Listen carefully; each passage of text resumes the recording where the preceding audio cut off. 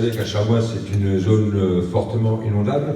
Ça, c'est le principal risque de Charmois. Mais il n'y a pas que ça comme risque, hein. On a aussi la nationale qui est traversée par Charmois, ça nous apporte des risques au niveau des transports de matières dangereuses. On a la voie ferrée aussi, il ne faut pas l'oublier. Mais je reviendrai quand même surtout sur les risques d'inondation suite éventuellement à la rupture du barrage de Pansières. Vous savez qu'il y a un gros risque par rapport à ça. Donc, toutes ces mesures d'urgence ont été déclinées dans un plan qui a été mis à jour par la commune, ce qui s'appelle le DICRIM. Le DICRIM, c'est toutes les mesures à prendre en cas de catastrophe majeure pour la commune. Donc, dans le DICRIM, on retrouve le PPRI. Tout le monde sait ce que c'est qu'un PPRI, je suppose. Alors, je vais vous dire le plan de prévention des risques pour la commune, et notamment les inondations. J'ai mon petit pense-bête aussi, parce que je ne me rappelle pas de tout. Hein. Dedans, on retrouve aussi le PCS, donc je vais vous dire ce que c'est aussi, c'est le plan communal de sauvegarde. On retrouve aussi le PCC, c'est le plan de commandement communal. Et oui, il faut aussi organiser éventuellement les secours s'il y en a besoin, donc il faut que ça soit centralisé à la mairie, avec toute une procédure bien établie, et aussi avec l'accord préfectoral. Ensuite, moi, si je m'investis dans la commune, j'aimerais accentuer un petit peu tous ces processus, c'est-à-dire déjà faire un recensement du matériel, en sachant qu'on a quand même eu beaucoup de vols sur Charmois dans les locaux communaux. Peut-être qu'il y a du matériel disparu, peut-être qu'il y a du matériel vétuste. Donc déjà recenser, oui monsieur le maire, recenser, voire remplacer, voir dans quel état c'est. Mais le plus gros projet qui me tient à cœur, c'est qu'au jour d'aujourd'hui, on a des personnes qui sont mobilisables, donc des volontaires, qui ont, pour certains, je pense aux agriculteurs de Charmois, je pense à un habitant qui est près du pont aussi, qui se donne à cœur de venir secourir les habitants qui seraient éventuellement submergés.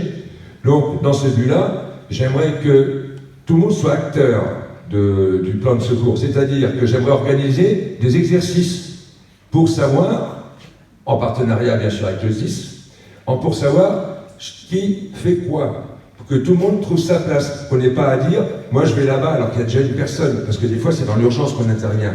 On l'a vu déjà en 2018, c'était de l'urgence, pour que tout le monde soit bien établi, que les règles soient bien établies. Donc voilà pour ce que j'ai à dire pour le plan de prévention des risques.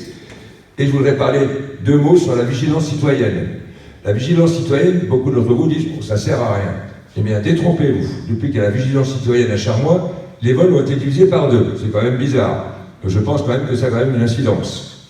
Pour ce faire, j'aimerais qu'il y ait un ressourcement, parce que dans la population, on ne sait pas qui est référent à ce niveau-là. Donc j'aimerais bien qu'on puisse faire un registre, bien identifier les personnes référentes à la sécurité, entre guillemets, de Charmois, pour pouvoir nous faire remonter les informations au conseil municipal, et aussi faire intervenir le service de police si besoin. Voilà les grandes lignes. Il y a aussi la participation citoyenne. Oui. C'est un peu ce que tu... C'est un peu les grandes lignes, voilà. Du premier chapitre que tu as développé. Oui. Et ça, effectivement, il faut la rendre effective et opérationnelle. Voilà. Elle est en place, mais bon, je pense qu'il faut faire une bonne piqûre de rappel pour que ce soit bien carré, quoi. Voilà, j'en ai fini. À toi, Aurélie.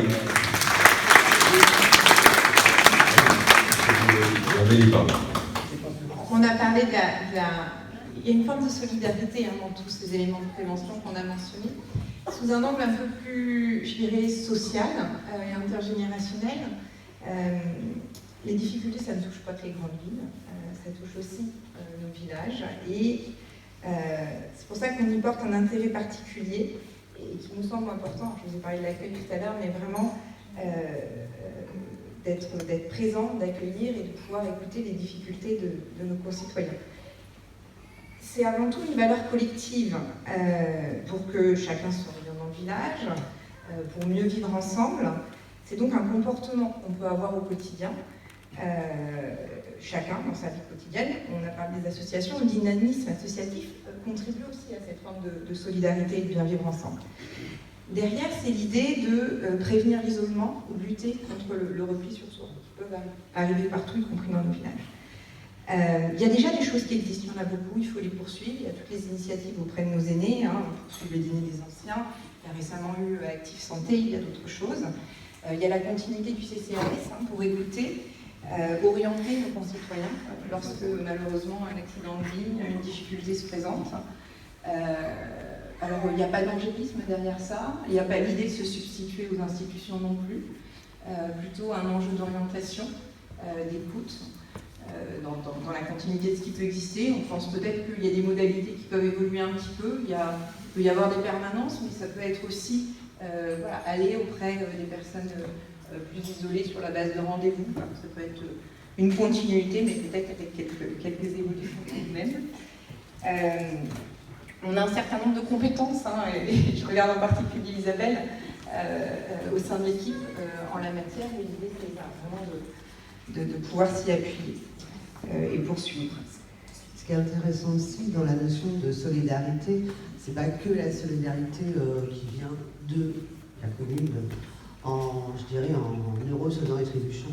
Ce qu'on voit naître un peu partout en ce moment dans les villages ou dans les plus grandes villes, c'est des réseaux de solidarité, comme des réseaux d'écoute, d'échange de savoir. Moi, je sais planter un clou, moi, je sais monter un meuble en kit, moi, je sais faire ça.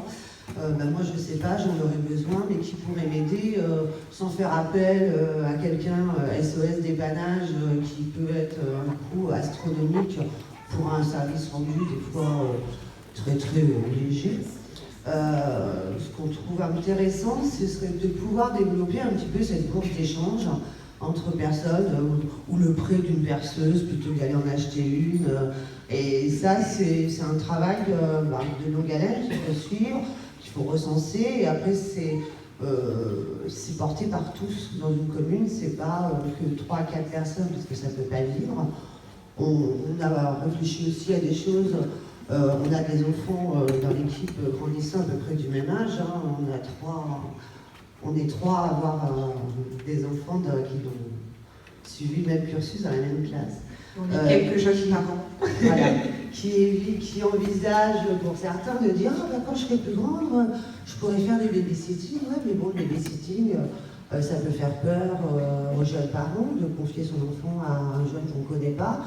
Ça peut être aussi quelque chose qui peut être réfléchi de manière un peu plus collective et qui peut apporter un service aux parents qui en ont besoin et puis permettre à des jeunes de se prendre aussi un petit peu en charge et puis d'avoir une activité en plus de leur loisir quotidien. Donc voilà, des propositions très pragmatiques et qui ensuite peuvent être développées. Et dans un cas comme dans l'autre, on est vraiment sur des enjeux d'animation aussi de ces solidarités collectives au sein du village, dans chacun de nos quartiers, et on souhaite en être les premiers ambassadeurs.